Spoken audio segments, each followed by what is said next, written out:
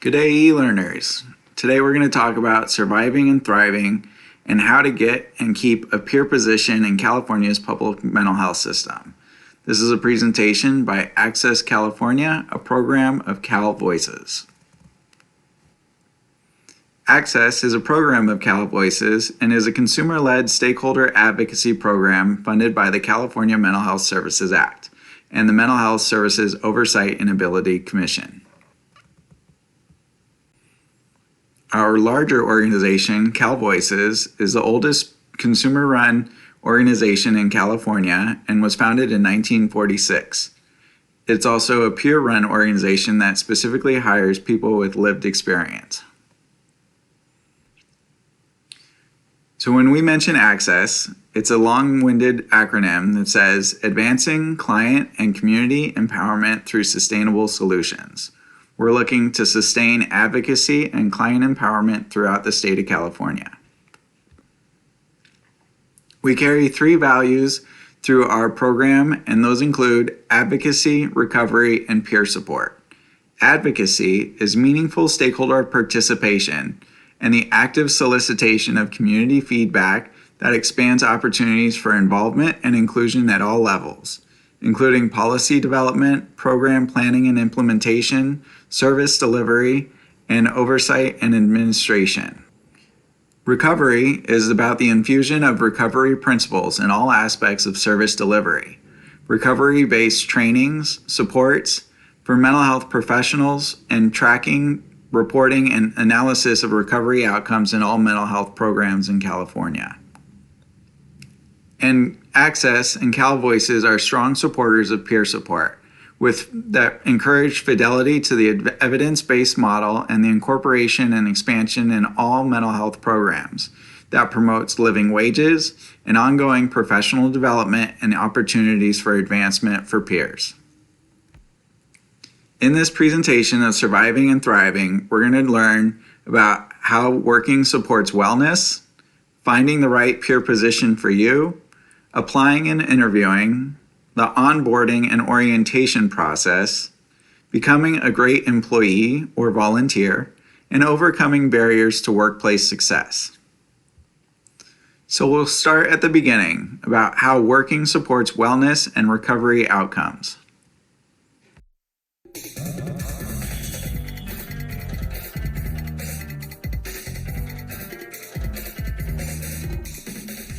Hi, I'm Governor Chris Gregoire. Washington is known for innovative leadership in business, technology, and high-quality agriculture. To continue our success and keep our economy strong, we must invest in our healthcare system, our education system, and workforce. Many Washingtonians have been unable to participate in our state's economic prosperity because of mental illness. In fact, it's estimated that 80% of individuals served by public mental health systems are unemployed. However, innovative programs across the country have demonstrated that with minor accommodations and the right support, individuals with the most severe mental illnesses can be productive, valued employees. Today, you will hear the success stories of several individuals who live with mental illnesses and whose lives have been transformed by their employment. Through their successful efforts at work, they participated and contributed to Washington's growing economy and offer hope to others struggling with similar difficulties. Join me in celebrating their success and triumph over an illness that can create significant barriers for many in Washington. More importantly, join me in helping Washington become a leader by providing opportunities for those living with mental illness.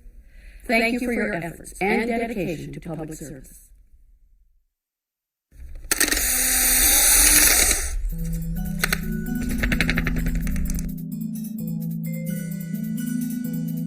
I want to be an LPN med treatment nurse.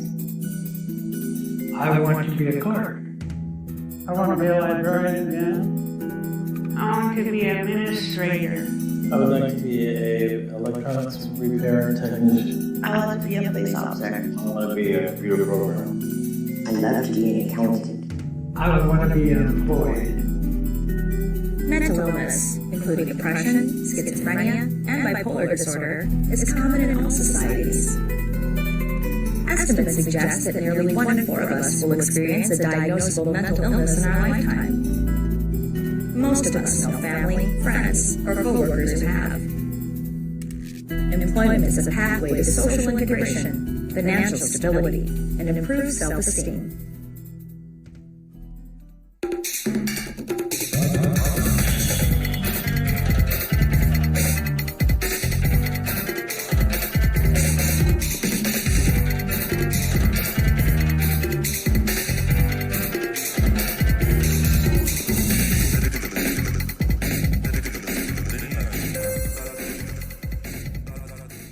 I really enjoy working. I grew up on the farm, so I've worked real hard all my life. When I've went through the testicular cancer and I went through this injury on my with the 2x4 that came off the forklift, and I've got an implant in my chest. It's a TENS unit. I got a damaged nerve here on the right side of my head. I turned into depression. I turned to the alcohol and the drugs, and that made my depression worse.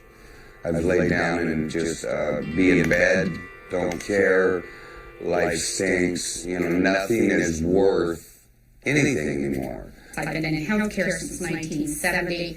The largest staff I had for 17 years was 100 people with 85 residents. We have 38 employees here at Carol Lee's. And Rob is one of our employees who does not miss work, who gets to work on time, and he's really in that high 1%. I got tired of being in my bed. When my life turned around and I got this job, and 5 years ago working for this living home, my life picked up. I felt like a productive human being. Rob is a very good worker. He's very dedicated to whatever he does. Makes my heart happy when I get to see other people happy. I really like doing a lot of work for the elderly. And I ended up here 2 years ago starting a moving company. And then I started a maintenance company, a handyman maintenance, yard maintenance company. There you go. He's been very successful with his moving. He loves, because he moves a lot of seniors, and there's a big need for that. But he has a great capacity for learning more, because he's always seeking knowledge.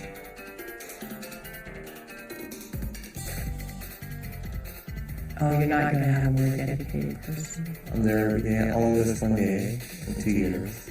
I did the very best I could, and I was excellent at what I did. Most of us are really knitted with a lot of support around us. And they're probably the most honest employee you have. I like structure. I do the same thing over and over. They will give you $1 million smile that you won't even understand why.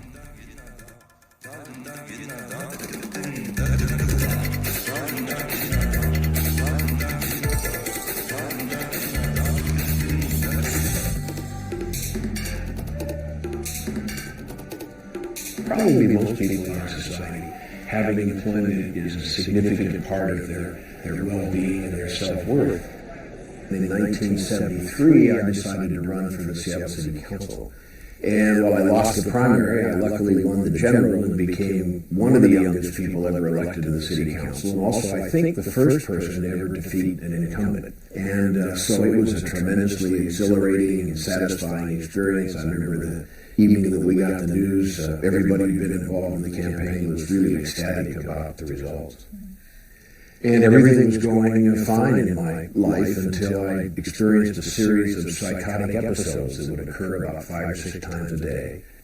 As you may remember that 5 years before, Tom Eagleton had been thrown off the Democratic national ticket because he had admitted he had mental illness, and I was running for re-election in the City Council. I assumed that my career was over, maybe my family life would be over. I was one frightened person. I didn't really know what to do. Fortunately, my wife and my father provided a lot of support for me.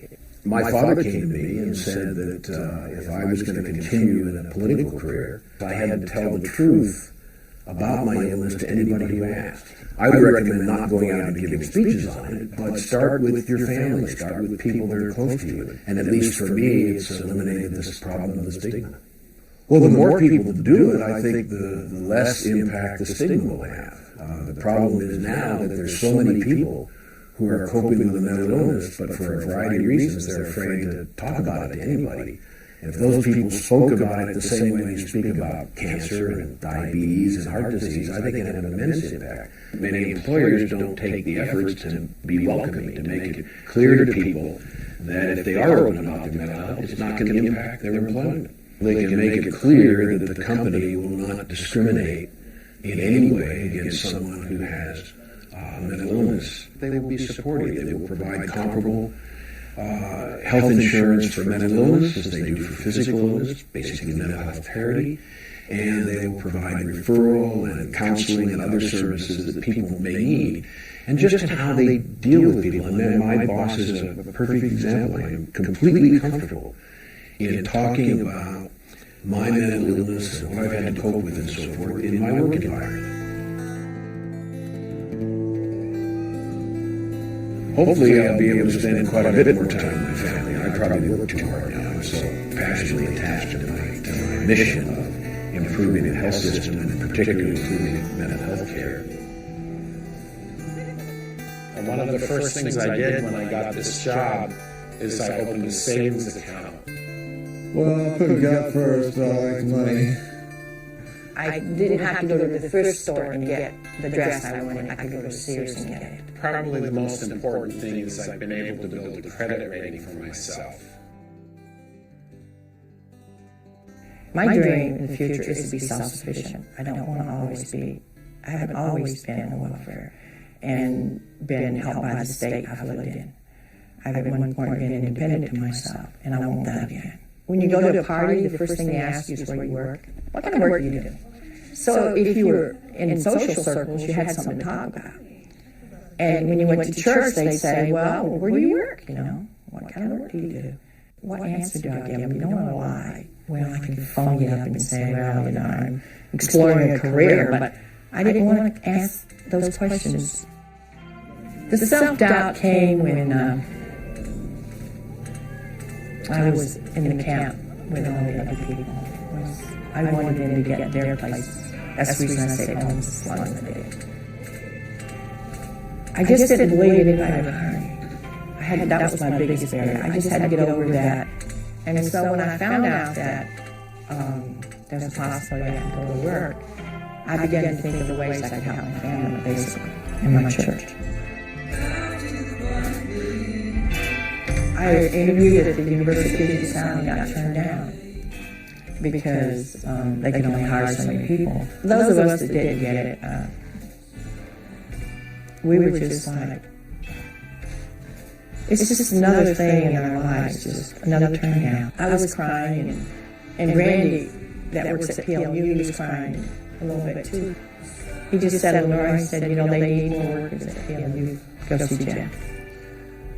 I've got students who, you know, they think they're going to be here within the hour of when they're scheduled. They're doing a great job and don't bother to tell me. If I go advertise in the Tacoma News Tribune, the applicants I get aren't necessarily those who, yeah, I'm ready to rock and roll, you know, do some hard work and make some money.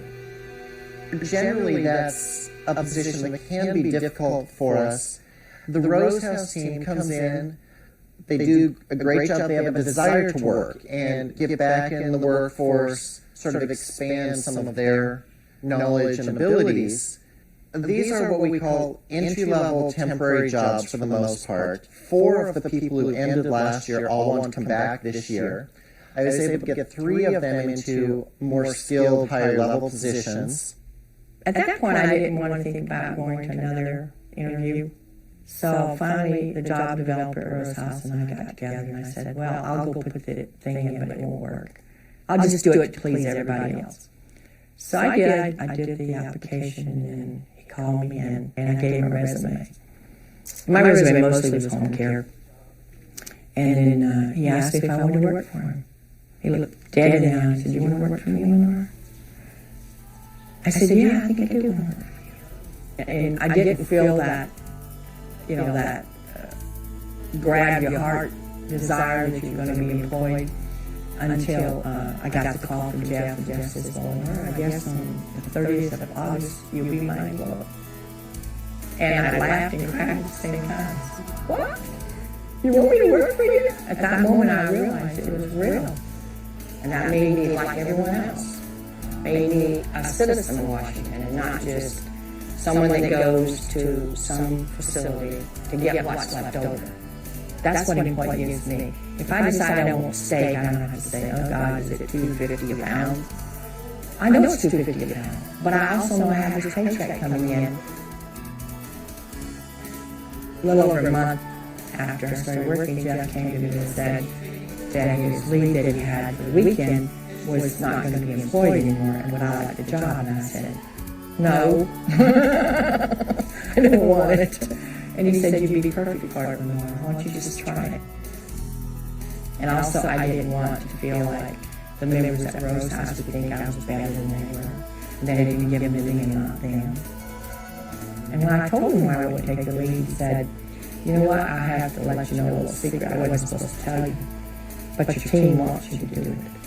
They think you're the perfect person to do it. And so I said, wow, that was kind of an eyeball effect.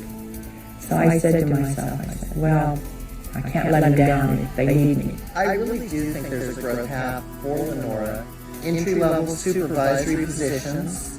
On the same notion, if she went for more of a front-of-the-house customer service point, I think she'd be excellent at that. But it just makes me feel kind of giddy inside that somebody really wants something I have to offer. And it makes me feel complete. So when I go to church and they say, well, how's work, Lenora? Oh, it's doing great. You know, it's hard and it's sweaty, but it makes me feel like I'm whole again. That I'm doing my weight, I'm carrying my own load. And that I'm shooting toward that dream of self-sufficiency. And I don't see it that far away.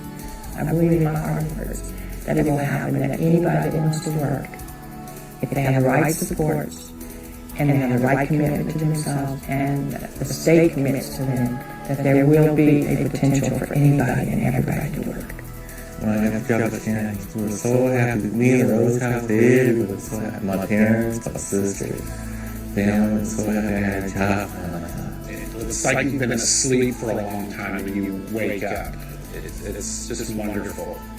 I just felt good about myself because I was accomplishing something, you know. Made me feel like a normal person. It feels good to be able to do something, that you have some creative talent. The people you've met today give us a glimpse of employment's transformative impact on people with mental illness. When they have opportunities and support, not only does the individual benefit, so do communities and businesses.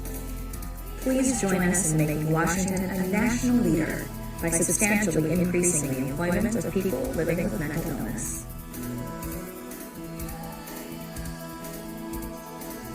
And when you look at us and our new duds, our shiny teeth, our new cars, you made it possible. I am a consumer aide. I'm a file clerk. I'm a salesperson. I'm a politician. I'm a business. I'm a cook. I'm a driver. I'm a dictionary. I'm a business owner.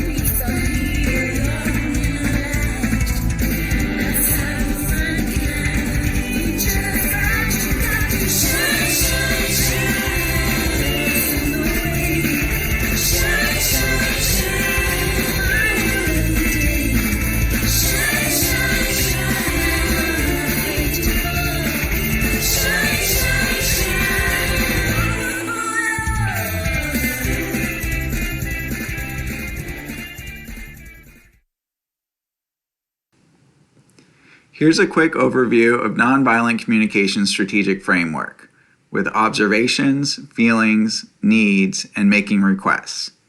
In the next section of this training, we will learn how to apply this framework in recognizing our own feelings and needs, as well as our boss's feelings and needs, to make requests and get these needs met. We all have needs. Behavior is what we do or what we see others doing and how it is done. It is what we see on the surface and is often informed by and interpreted through our own feelings and perceptions. Feelings are what motivate our own behavior and guide our interpretations of others' behavior. This leads to needs that are based on how we view ourselves and the kind of world we want to live in and drive our feelings. Needs are more than preference. They are based on our own personal values. With nonviolent communication, we look at behavior as a means people use to get needs met, and sometimes the behavior used to meet one's needs create additional unmet needs in the process. The second component of nonviolent communication is to recognize and express what we are feeling. Workplace notions of professionalism discourage us from expressing emotions, making it difficult to identify and talk about feelings. We are conditioned to associate emotions and feelings with vulnerability. However, expressing the vulnerability can actually help us avoid and resolve conflicts. We all have feelings, and our own emotions can be impacted significantly by emotions and others we encounter. Emotional states are contagious. We can take on what other people around us are feeling, often without realizing what happened. At work, this means strong positive or strongly negative emotions can lift or lower the energy of the entire team. What others say and do may be a stimulus, but never the cause.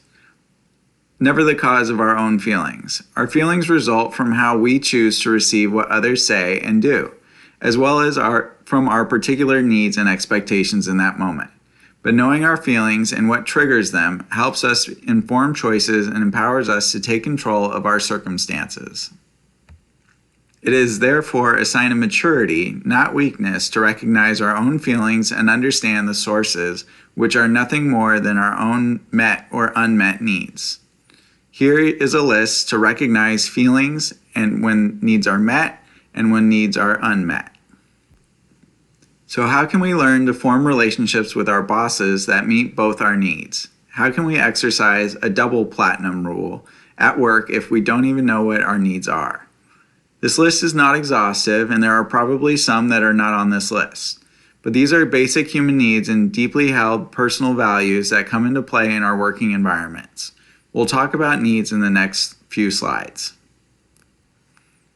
This is a review of concepts learned in Recovery 101. Which are SAMHSA's 4 dimensions of recovery. They include health, home, purpose, and community. So why do we work? Listed here are the psychological benefits that working provides. Because working provides protective factors, working supports recovery and the maintenance of personal well-being. And getting a job and staying employed, you are contributing to your own recovery. Employment is an important social determinant of health, and participation in employment can enhance health and well-being. Unfortunately, the majority of individuals with serious mental health conditions are unemployed. Unemployment rates among people with serious mental health challenges range between 80% and 90%, making this group one of the most recipients of Social Security in the United States. This is unfortunate because most people living with a diagnosis desire and can work, but they are excluded from the workforce because of stigma. For those with mental health conditions who are in the workforce, there is an issue related to sustaining their capacity for productivity for work. Work is a key factor in gaining and maintaining recovery and in preventing episodes of unwellness. So with routine, it provides us a reason to get up in the morning. Now, sometimes we may wish we didn't have to work, but actually this routine keeps us healthy. Activity. Work gives us something to do each day. The very act of saying to oneself, I have something to do today, protects our mental health. And purpose and contribution. Our work may also be something that meets our needs for purpose and contribution. These are protective factors in mental health. Additionally, with connection and social support, we spend more daylight hours with the people we work with than those we live with. We are social animals who connect to each other, and when we are away from work, we miss the social interaction. When people are away from work, they are socially isolated, and isolation is both a predictor and a risk factor for mental illness. Working also provides a sense of identity. I could ask each one of you what you do, and you would answer without thinking either your title or what you do. If you are off work, say for a year or more, and someone asks you, so what do? You find it difficult to answer, difficult to define yourself to the other person in the terms that are true. By society's values and standards, you are a nothing because you are not doing something. And finally, it provides resources and independence. Maintaining gainful employment allows people to get off disability and provide for themselves financially, allowing them to become independent and fully participate in society. In addition to financial resources, it provides individuals with important skills and access to information, both of which would be used to improve their own lives. It builds healthy relationships, and working allows people to build social capital as well, giving them access to opportunities they may not have had before. To put it in a different way, the needs that are met from working are all directly support a life in recovery that provide a health, home, community, and purpose. Here we'll jump into our second section, part 2, finding the right peer position for you. About a few myths and facts about working. The myth that I can't get a job or go to work if I'm experiencing any symptoms is not exactly true. Even if you have symptoms, working can help and keep you well and prevent your symptoms from getting worse. I'll lose my job if I become unwell. If you are able to meet performance and conduct standards of your job with or without a reasonable accommodation, you cannot be legally terminated. And I have a mental health condition, so I can't get fired. If you do not meet the performance and conduct standards for your job, then you may be let go, even if you have a mental health condition. Another myth. Because I'm a peer, the system owes me a job. While the public mental health system is required to hire peers, you're not personally owed a job, and the employers don't have to overlook performance issues or make special rules just for you.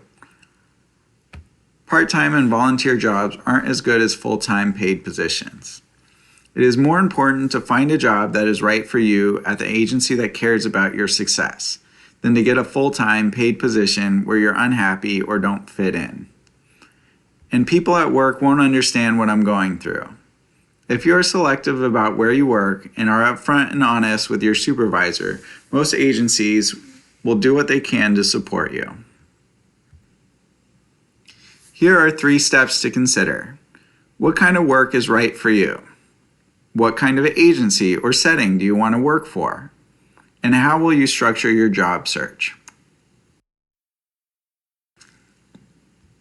So we'll start with step 1. What kind of work is right for you? Here are some considerations about what kind of work is right for you. What works for you? There's client and consumer, family member, parent or caregiver, and transitional age youth, different types of roles in the public mental health system. There's also paid or unpaid, full-time or part-time, and different types of jobs and duties that relate to the ways that you want to work. So what is your lived experience? You must have the same kind of experience as a population you're serving, which would mean that you're an adult mental health client or consumer, a family member of adult mental health client consumer, a parent or a caregiver of child or youth, or a transition age youth.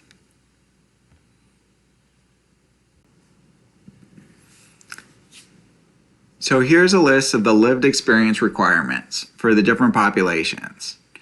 These are necessary but not sufficient because they must be the same type of person served.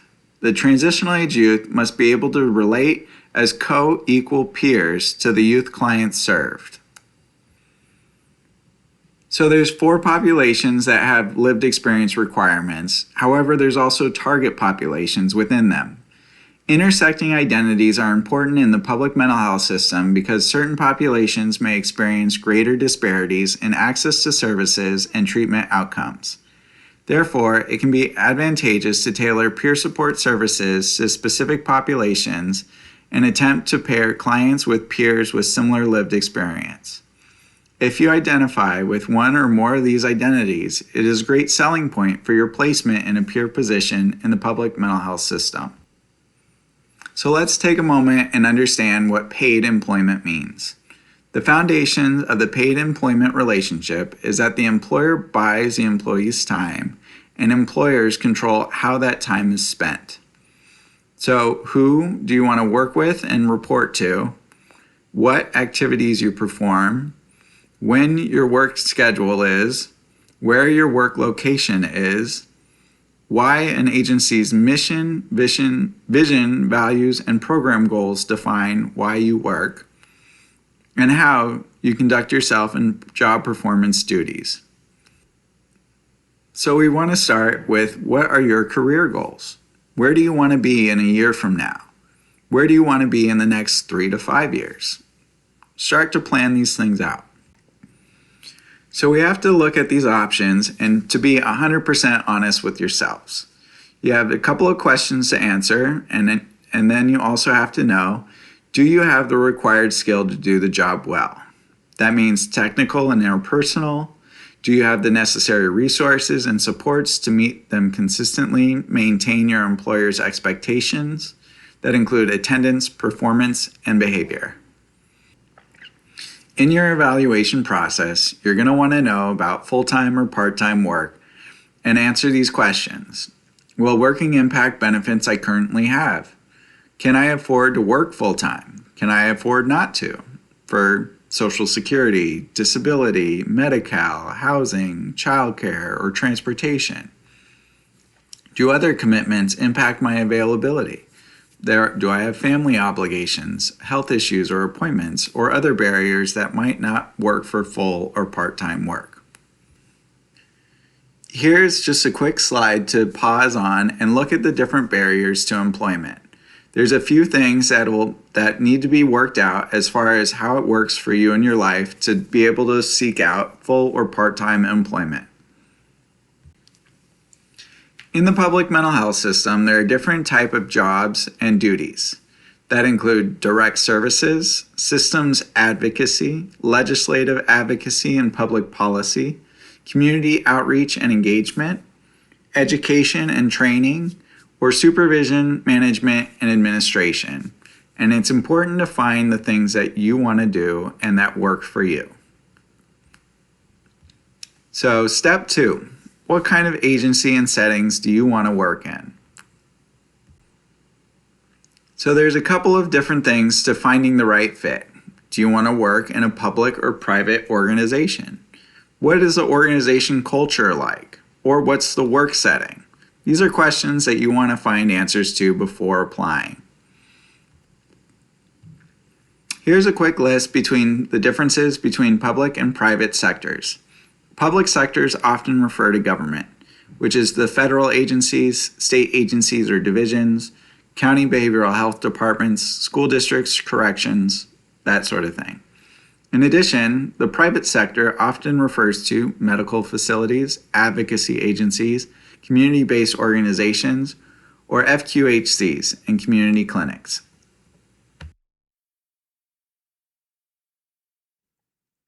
So when we're looking at organizational culture, everything has an organizational culture.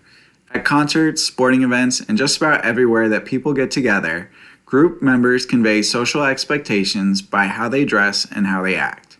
Newcomers to the group are often expected to learn what is acceptable to the group by observing the behavior and dress code of the group members and adapting to the situation accordingly.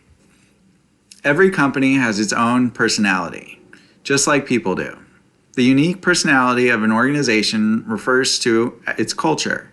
In groups of people who work together, organized culture is an invisible but powerful force that influences the behavior of members of that group. So how do we define organizational culture? Organizational culture is a system of shared assumptions, values, and beliefs, which governs how people behave in the organization.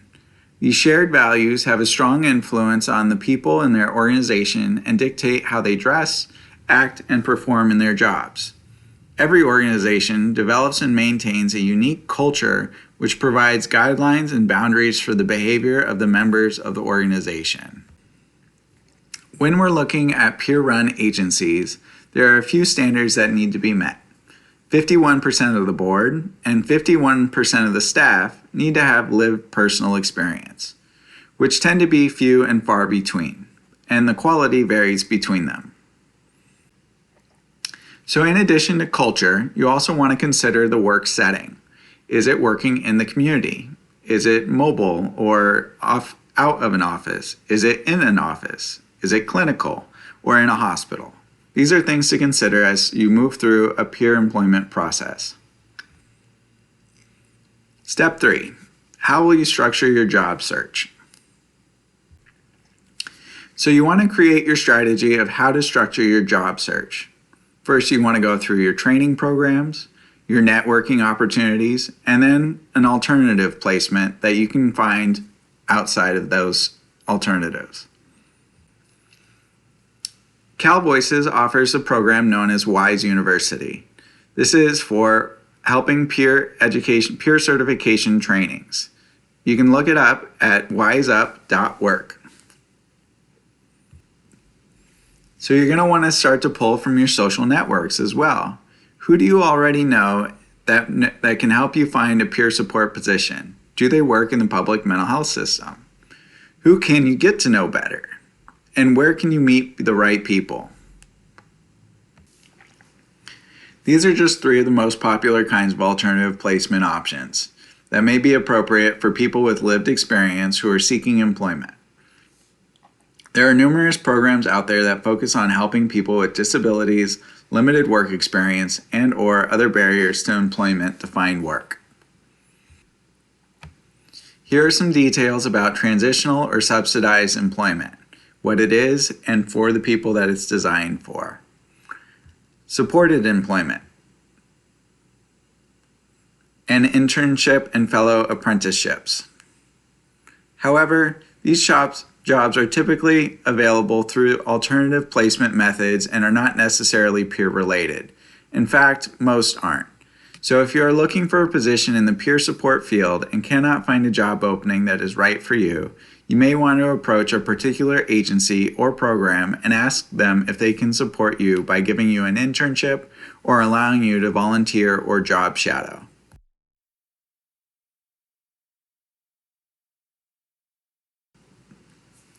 So say you found a job or you want one to apply for.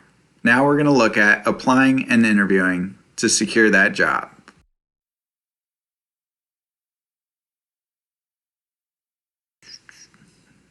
Here are some essentials to applying for jobs. Read the entire job announcement several times.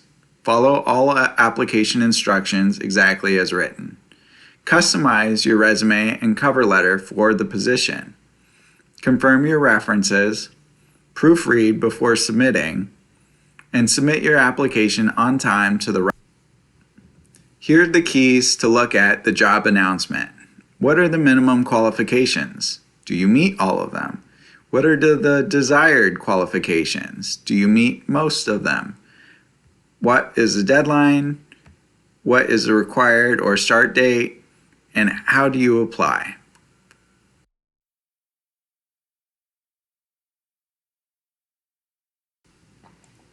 So you'll want to work on your resume and your cover letter. The resume is 1 to 2 pages maximum, with relevant objective experience and education and qualifications. Your cover letter is about 1 page, your qualifications, relevant lived experience, and why you want this job. You'll want to start with your references to be sure that you have 3 people who are not related to you who will verify your work, experience, and qualifications, and vouch for your work ethic and the quality of your performance. You're going to want to get permission first. Past employers and coworkers may have restrictions on the information they can provide. Don't put someone on the spot. It's better for them to tell you no directly than to say something negative out of resentment. The final details are to proofread before submitting and submit your application on time and to the right person. When interviewing, you want to do your homework and know your agency or your organization that you're applying to. You want to practice, and practice. Set yourself up to succeed in all the ways that you can answer some unexpected questions or things they might want to know about how you fit. And you can lean in authentically to your experience and how you can embrace the job well, and always finish strong. Research is really important. You want to know the agency, the program you're applying for, the position that you're applying for, your interviewers, as well as the organizational culture. And drafting 3 to 4 questions to have prepared for when they ask, "Do you have any questions?" is important and shows strong qualities of an applicant. Be sure to practice. You want to be prepared to talk well about your relevant qualifications, your lived experiences, a few yellow flag issues, and common interview questions. With self-disclosure, it's important to remember that employers may invite, but are not required, to ask applicants about self-disclosing their own disabilities. This is in place when a federal, state, or local law requires them to take some action or on behalf of individuals with disabilities. The disclosure is used to benefit individuals with disabilities.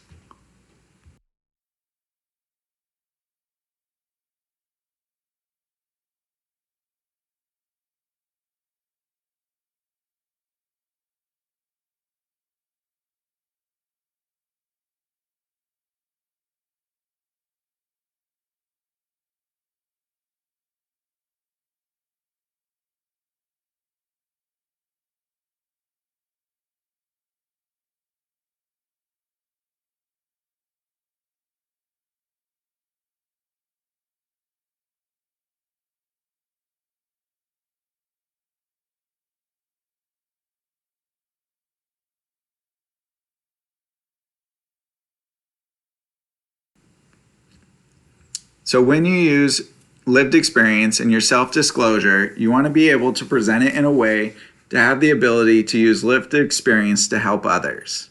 This is with empathy, authenticity, self-care, and personal wellness in mind, a sincere belief in recovery and resilience principles, a capacity for personal growth and self-reflection, healthy interpersonal boundaries, and then a positive outlook. Here are some ways to set yourself up to succeed. Confirm the interview location. Figure out directions, travel time, and parking. Do as much as you can the night before. Dress professionally and stay fragrance neutral.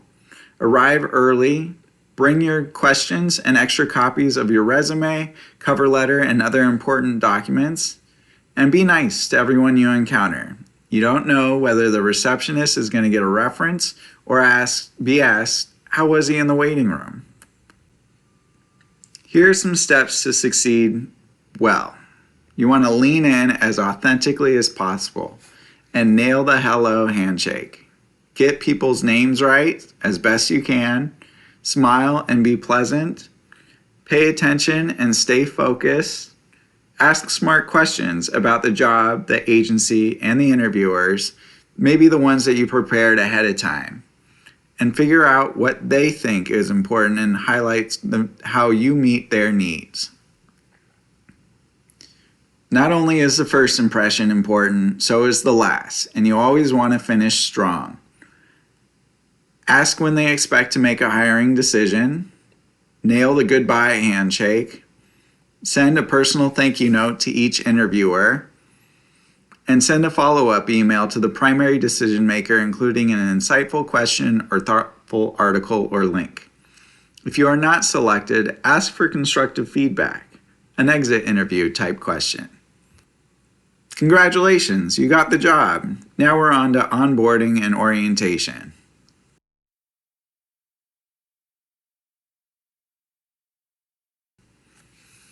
Onboarding is a process of acclimating and welcoming new employees into an organization and providing them with tools, resources, and knowledge to become successful and productive employees. While orientation prepares someone for the first day, onboarding is a broader, more long-term process that helps new employees acclimate smoothly so that they become an engaged part of the team. Onboarding ensures that new employees feel welcome, informed, prepared, and supported. So what do you do before your first day? It's essential that you are prepared for the success at work. This requires planning around how your new job will impact your life. Your job may affect you in all the ways listed here, and perhaps more as well. What other things should you know in advance to prepare for success? Here are some notes and tips on appearances. You want to remember your ABCs. You want to try to remain fragrance neutral. And clothing is important to remain workplace appropriate with no rips or holes or any stains, no t-shirts with controversial topics or offensive language, and not overly revealing, too tight, or too big. Pause here for a second to look at feminine considerations for attire in different business casual and business professional settings. Pause here for a second to consider more masculine considerations for attire in business casual settings or business professional settings. If you would like to remain more gender neutral, here are some considerations for the business casual look or the business professional look. So, on your first day, you must get there on time. Leave early, give yourself plenty of time to arrive. What are some tips to make sure you arrive on time your first day? Think about these before you start planning when you're hired. In your first week, as a couple of the onboarding processes, you're going to want to be a part and request or review essential information, complete all paperwork, set up your workstation, meet your boss and coworkers, learn about your employer, and show enthusiasm and eagerness to have the job. Here are some essential elements and information pieces that are important to know the job and how to do it well. They include a job description, an employee handbook, rules, policies, and procedures, the performance expectations, an organizational chart, as well as a program description. So you made it past your first day, and what do you do in your first month? Pay attention and ask lots of questions. Make the job your number one priority. Read and reread essential information. Get to know your boss and coworkers. Learn about your job. Learn about your program. You can also shadow coworkers and practice job skills. But don't request to take any time off. Here are some key steps to do in your first year as well. You're moving quickly.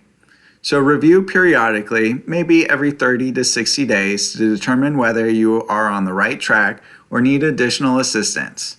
That's the essential information on a previous slide. If you need help, ask for it right away.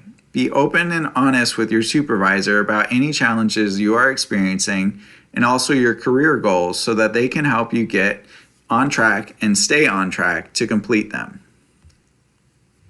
Here we are to part 5. We're going to start with how to be a great employee.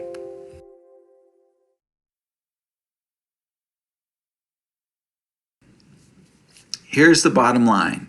You are hired to do a job. Your employer expects you to do this job consistently and to the best of your abilities. If you don't do your job or don't do it well, your job could be at risk.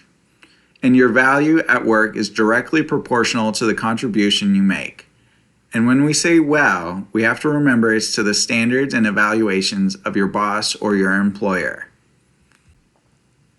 Intelligence is not the only important quality. Being effective in a company also means working hard, being reliable, and being an excellent member of the team.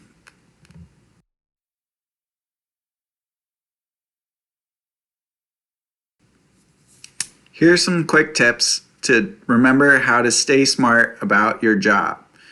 Keep the mission, the vision, and the values in mind, how the program, services, and activities work for people in your organization, key people and partnerships, and of course, the organizational structure and organizational culture.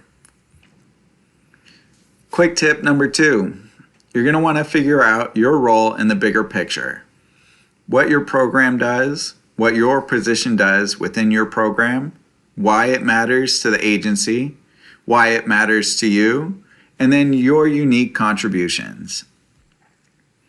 Pause here. There are a couple of questions that you want to be sure to know about your job and to know about the role that you're going to be playing for the next couple of weeks, months, maybe years. Quick tip number 3, you're going to want to try to meet or exceed all expectations. That's for performance, behavior, and attitude. Here's a list of different sources to find where you might know the expectations of your job. Here are some performance expectations about the quality and the quantity of work that you do. You want to be knowledgeable about your job, remain productive in all aspects, continue to uphold strong standards of quality work, continue to be motivated, and to solve problems constantly. Communication is important with every team member, superior, and equals, and improvement and growth is highly desired in any employee.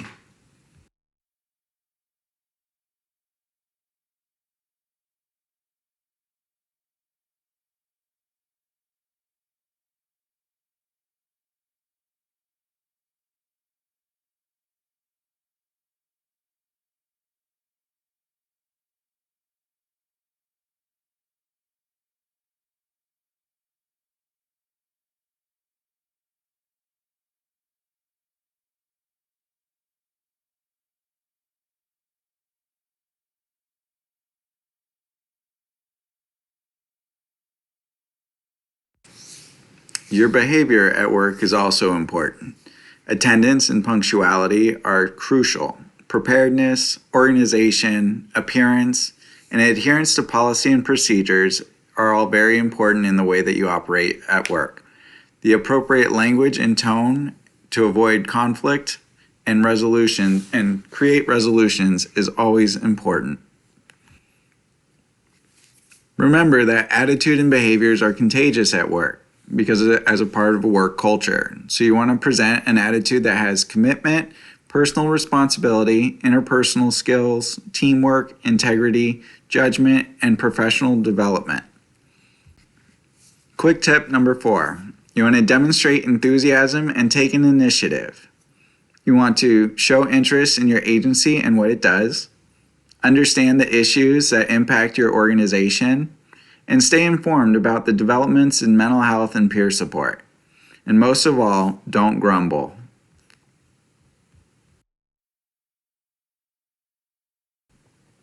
Quick tip 5 and 6, you want to develop basic computer skills and use technology appropriately.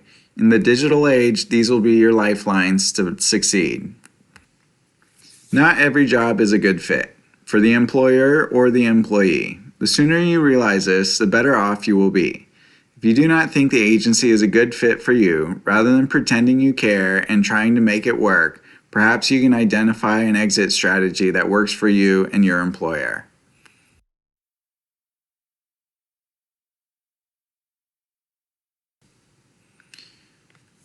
While working, you want to be sure to minimize unplanned absences. Maintain a regular attendance and be punctual.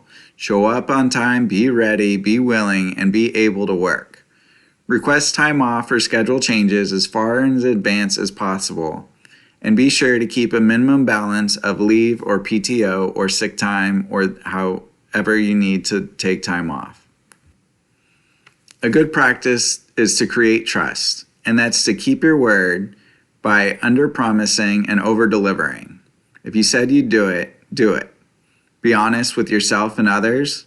Don't hide your mistakes, and take personal responsibility. If you need help, please ask for it. Consistency is key. You want to remain committed to quality work so that people will learn what to expect from you and leave them with a good impression. You always want to meet your deadlines and step up when you are needed. Accept new tasks and responsibility.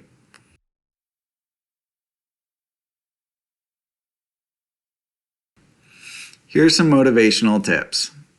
If it's your job to eat a frog, it's best to do it first thing in the morning. If it's your job to eat 2 frogs, it's best to eat the biggest one first. So if you can't avoid it, learn to love it and change the way you look at the task. What might be fun about it? How can you make it more fun? If you want to focus on the outcomes and find an external motivator, avoid distractions, and break up big projects into smaller tasks, the point is just to get started, and once you're underway, things will start to flow.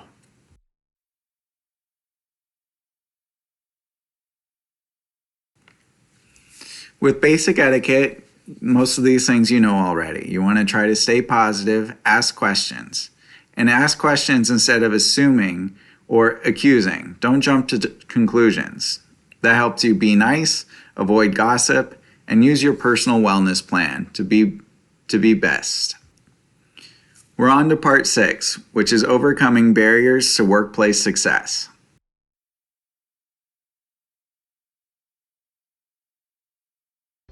Okay, we're here in life class again. After last night, knowing when you know better, you do better. We're ready to move on to what I think is another powerful lesson that I started to get when I was a really young girl, having been raised by my grandmother, and then at 6 years old being separated from my grandmother, being moved to Milwaukee and suddenly in a foreign environment for myself. I remember walking into that new space and recognizing that in many ways, I was alone, which is a terrible feeling if you're 6 years old.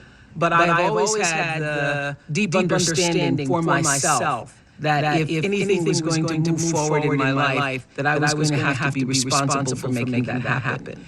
And I know that to be true now and can articulate it as you are responsible for your life. And if you're sitting around waiting on somebody to save you, to fix you, to even help you, you are wasting your time because only you have the power to take responsibility to move your life forward. And the sooner you get that, the sooner your life gets into gear. This is what I know from doing 25 years and thousands of interviews on the Oprah Show. It does not matter where you come from. I've seen people come out of the desert, walk across the desert, being born in the most dire circumstances. Doesn't matter what your mama did, whether she did or had a PhD or no D. What matters is now, this moment, and your willingness to see this moment for what it is, accept it, forgive the past, take responsibility, and move forward.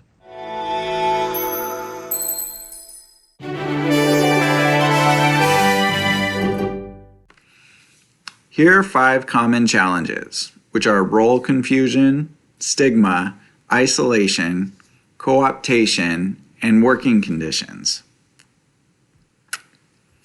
Role confusion. Role confusion can happen between the peer supporter or their employer. It's about the role in general as a peer. There's a desire to fit and a handling from transitions that happens between recipient to the provider of services, or from client to coworker, or from acquaintance to mentor. There's different ways that the roles can be confused as far as how you're serving your agency or organization. When overcoming role confusion, you want to stick to the principles of peer support and recovery concepts. Model recovery-oriented services at all times. Maintain appropriate interpersonal boundaries, educate others about your role, and review your job description to ensure that you're meeting the basic standards. Stigma has an overwhelming effect in mental health services. That's with mentalism, macroaggressions, microaggressions, low expectations, marginalism, or tokenism, depending on how mental health clients are portrayed or felt they should work in a workforce.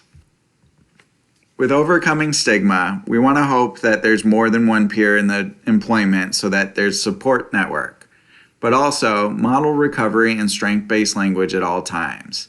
It's to rise above these things and raise consciousness, name mentalism when it happens, and strategically respond to stigma whether or not intentional. Inform or educate others about the peer role, and support and validate one another. Our sense of belonging on a team has a direct impact on our commitment to task, sense of role clarity, and collaborative effectiveness. The other big implications of feeling lonely at work is that we increase our levels of surface acting or covering. That is, we intentionally conceal parts of our authentic identity.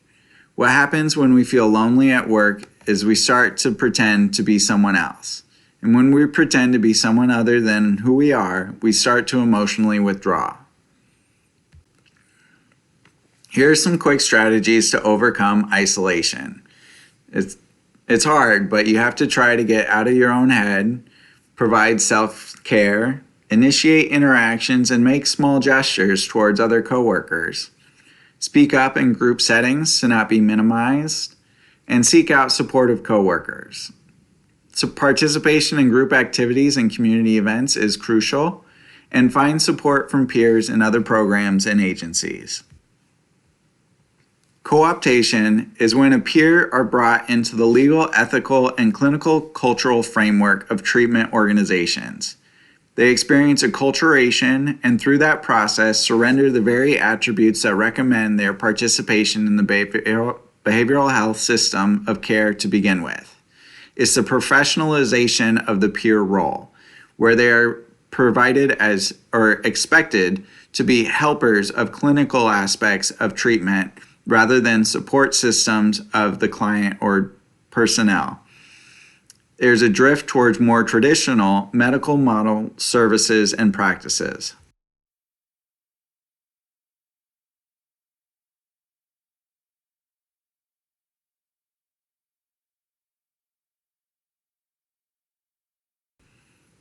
So with overcoming co-optation, research indicates the steps should be taken to minimize or, if possible, eliminate the conditions that contribute to co-optation of peer support services.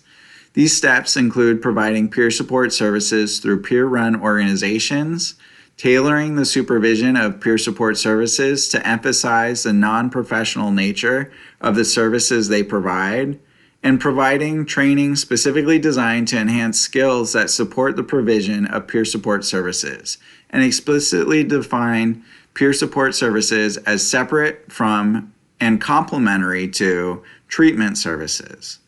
These efforts can be undertaken at both the organization and systems level to enhance the quality of peer support services. When peer leadership roles are lacking and peers are relegated to the confines of their assigned program without representation in management or a voice at the table when important matters are decided, their workplace needs go unaddressed.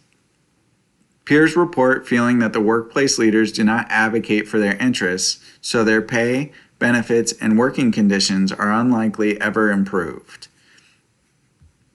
Additional structural barriers include county personnel and risk management departments that refuse to deviate from standard hiring practices for peer positions, and the institutionalized stigma that result in different treatment and practice applicable only to peer staff.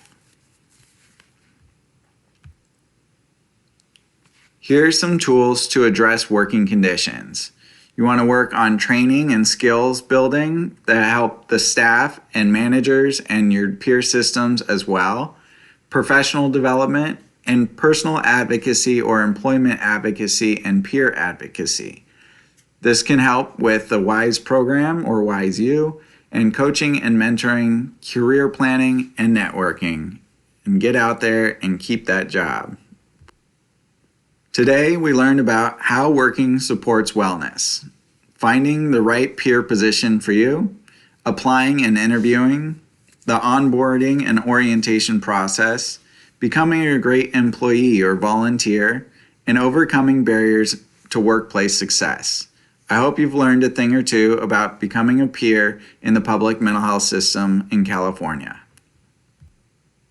If you want to reach out, here's our contact information via web, email, phone, and social media. Find us at accesscalifornia.org.